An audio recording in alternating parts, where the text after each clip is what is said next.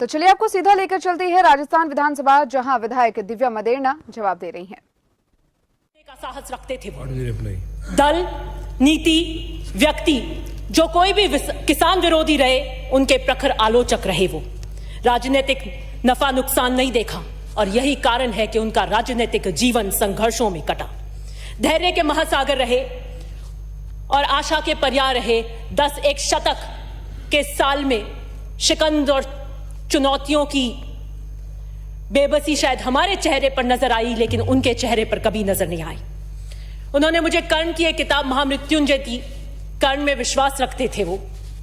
कर्ण वही था जो सर्वश्रेष्ठ धनुर्धर होने के बाद भी छल से मारा गया था, जिसका पहिया धसा और फिर उसके ऊपर कृष्ण ने कहा था अर्जुन को कि आप वार करो, क्योंकि कृष्ण जानते थे कि उस युद्ध भूमि के जीत के लिए कर्ण का मरना अनिवार्य था। इसलिए मैं बड़ी दृढ़ता से विश्वास करती हूं, लाभ हानि, जीवन मरण, यश अपयश, विधि हाथ, कर्तव्य और कर्म की चुनौती उन्हें स्वीकार थी। The wheel of life and luck were very hard on him, but मौत के मंजर को भी उन्होंने आंख में आंख डालकर देखा। He was a true fighter.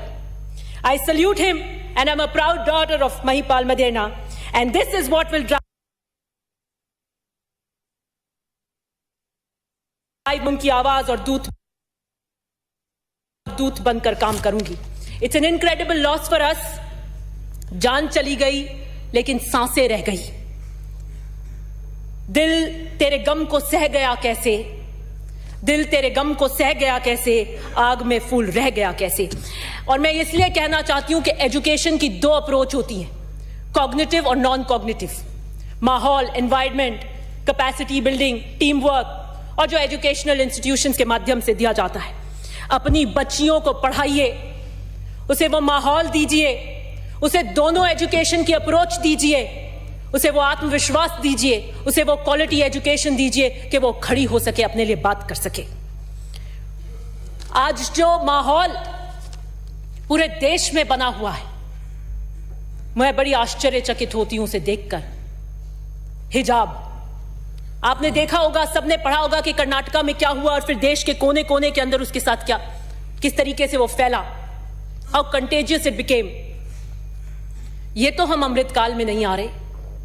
This is not new India, this is not India at 75। आजादी के बाद का यह परिदृश्य नहीं है। हमें सोचने पे मजबूर करता है कि हम कहां जा रहे हैं। आज के अखबार में था कि हम अगली साल चांद पे जाने की तैयारी कर रहे हैं, और यहां हम हिंदू मुसलमान, हिजाब बेहिजाब, नकाब बेनकाब पे बात करते हैं। पहले गाने बनते थे बेहिजाब आ गए हो, और अब हिजाब पहनकर आते हैं तो उस पर भी तकलीफ होती है। मुझे लगता है कि बराबर जो कॉग्निटिव अप्रोच है और नॉन कॉग्निटिव अप्रोच बराबर डालने की जरूरत है। हमें उन बच्चियों की अक्ल पे काम करना है, हमें उन्हें पढ़ाना है, उन्हें वो माहौल देना है।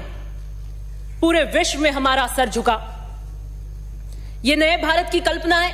हमारा संविधान हमें के निर्माता हमें अनुच्छेद 25 में सभी व्यक्तियों को अपने धर्म को मानने और धर्म के अनुरूप आचरण की स्वतंत्रता देते हैं। अनुच्छेद 21 जीवन के अधिकार में गरिमा के साथ जीवन का अधिकार देता है। तो फिर यह छिटाकशी क्यों?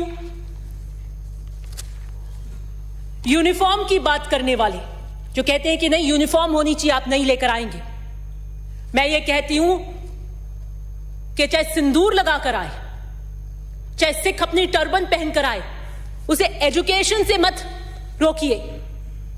वो बच्ची जिसका हिजाब खींच लिया, वो कभी उस शिक्षण संस्थान के द्वार पर नहीं आएगी। आपने उस पर किस प्रकार का प्रहार किया।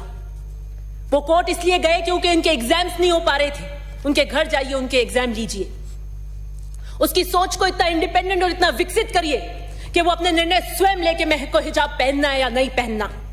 यूनिफॉर्म की बात करने वाले लोग वही लोग हैं जो स्कूल के गरीब कुपोषित बच्चों के मिड डे मील में अंडा नहीं खाने देते।